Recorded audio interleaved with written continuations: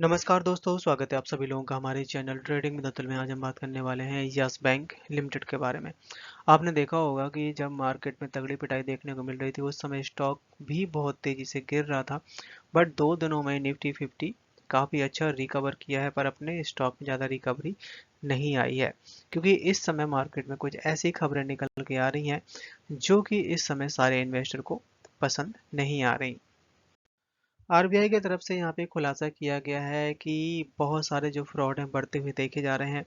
इसके साथ साथ सीबीआई की तरफ से कुछ जांच पड़ताल भी शुरू कर दी गई है, जिसमें निपॉन लाइफ म्यूचुअल फंड, यहाँ तक कि रिलायंस म्यूचुअल फंड, इनके नाम निकल के आए हैं और यहाँ पे सीबीआई अब जांच पड़ताल कर रही है।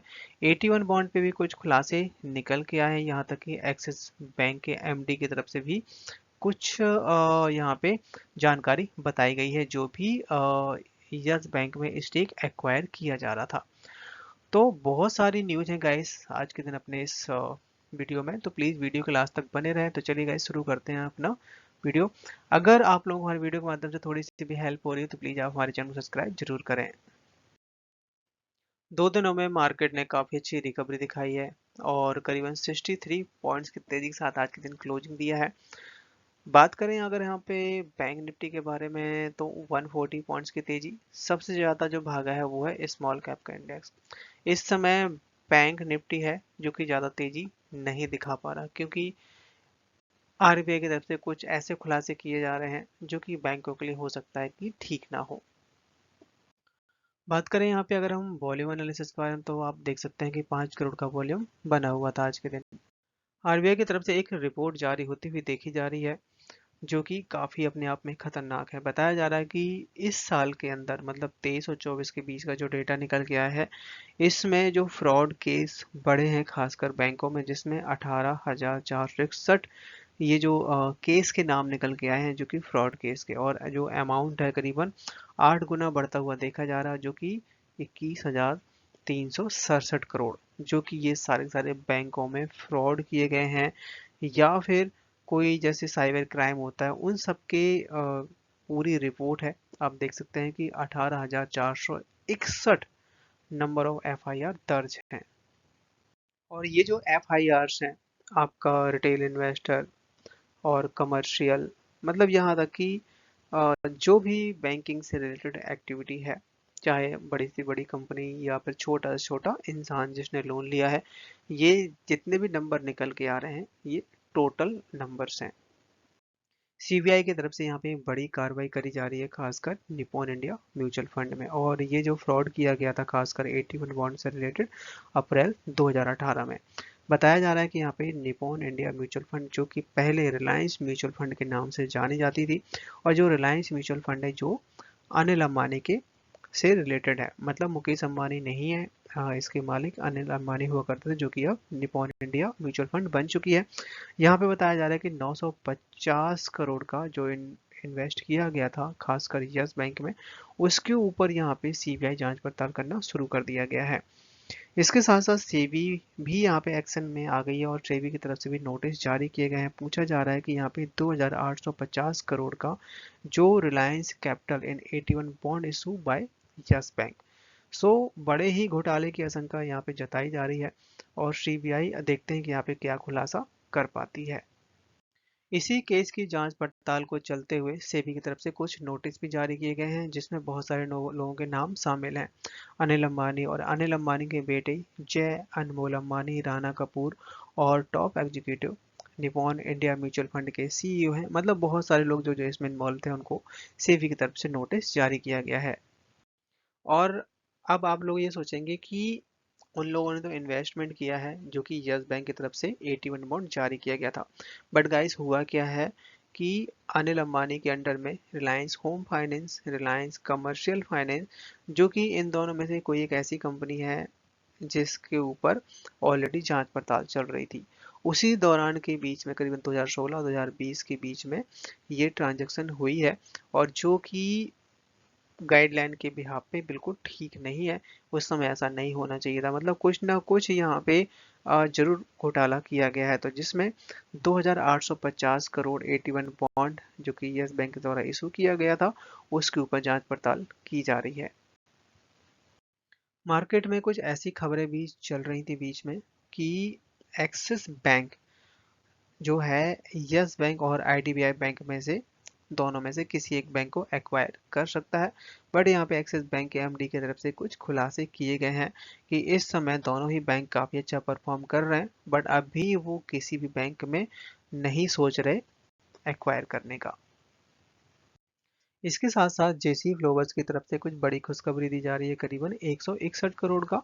जैसे कि हम सब जानते हैं कि जेसी फ्लोवर्स की तरफ से NPA बाय किया गया था यस बैंक का, तो धीरे धीरे करके जो भी रिकवरी हो रही है वो यस बैंक के अकाउंट में आती हुई दिखाई दे रही है।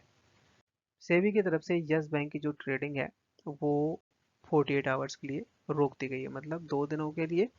बताया जा रहा है कि जो Q3 का जो टाइम पीरियड है वो क्लोज हो चुका है और जनवरी से अब रिजल्ट आने शुरू हो जाएंगे। रिसेंटली यस बैंक के टॉप मैनेजमेंट में बड़े बदलाव देखने को मिल रहे हैं और ये सारा सब कुछ किया जा रहा है कि यस बैंक में कौन से बंदा कहाँ पे अपॉइंट किया जाए और जिससे ज़्यादा से ज़्यादा ग्रोथ देखने को मिल सके, जिसमें काफ़ी लोगों के नाम निकल के आए हैं। आप देख सकते हैं कि यहाँ पे ये नेम है, 3 लोगों को जो चेंज किया गया है, रीजन ऑफ चेंज और अपॉइंटमेंट किए गए हैं, ब्रीफ ऑफ प्रोफाइल। तो यहाँ पे कुछ बदलाव किए गए हैं जो कि यस बैंक के लिए ज़्यादा बेनिफिशियल हो सकते हैं। आज के दिन शेयर ने हाई बनाया 20.12 का, लो बनाया 19.78 का, क्लोजिंग दी 19.82 पे। मामूली सी तेजी बनी है बट मार्केट में अच्छी खासी तेजी थी। स्टॉक है जो कि रिसेंटली 19 रुपए तक गया था, वहां से काफी अच्छी रिकवरी दिखाया और 22 रुपए तक भी चला गया था। उसके बाद फिर से यहाँ पे प्रॉफिट बुकिंग देखने निकल के आई क्योंकि मार्केट बहुत ज़्यादा खराब था और स्टॉक है जो कि 19.8 के नीचे नहीं गया। यहाँ से जब 20 रुपए के ऊपर निकलेगा तो 22 रुपए तक बहुत जल्द जा सकता है और 19 रुपए का हमें लगा के रखना है स्टॉप लॉस। यस बैंक है रिसेंटली FICCI फ्लो लॉन्च किया है और ये लॉन्च किया गया है खासकर वुमेन को एम्पावर करने के लिए, जिससे वुमेन मैक्सिमम जो भी बिजनेस करती हैं, लोन लेती हैं, उन सबको रियायत के लिए।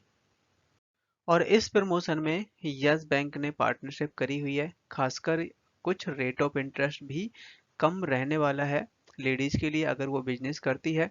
और इसमें बहुत सारे ऑप्शन भी दिए हैं, क्रेडिट कार्ड हो गया, इंश्योरेंस प्लान हो गया, बिजनेस लोन हो गया, पर्सनल लोन, यहाँ तक कि एजुकेशन लोन।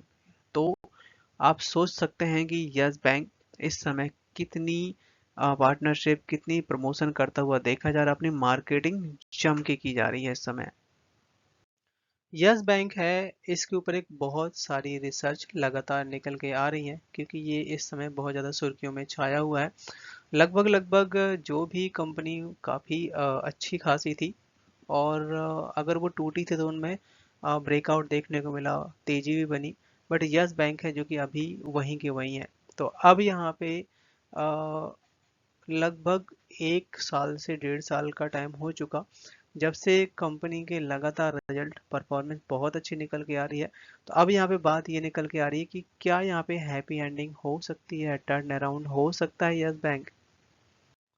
क्योंकि अगर हम कंपेयर करें 2020 के पहले का, तो जिन लोगों के पास में भी यस बैंक था, यस बैंक ने बहुत अच्छे रिटर्न दिए। और इसके साथ साथ जब यस बैंक क्रैश हुआ तब 6 रुपए के आसपास गया था और 6 रुपए के आसपास के बाद स्टॉक सीधा 80 रुपए तक का भी लेवल दिखाया था। अब तो स्टॉक की काफ़ी अच्छी हालत हो चुकी है, तो यहाँ पे अब ये फेवरेट्स ट्रेडर्स के रडार में भी आ चुका है इन शॉर्ट टर्म, और लॉन्ग टर्म में तो अच्छा रिटर्न देगा ही देगा। अभी यहाँ पे FII, DII सब पब्लिक की न्यू शेयर होल्डिंग आती हुई देखी जा रही है।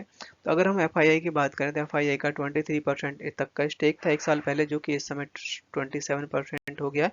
लगातार यहाँ पे FII खरीदते हुए बने हुए हैं।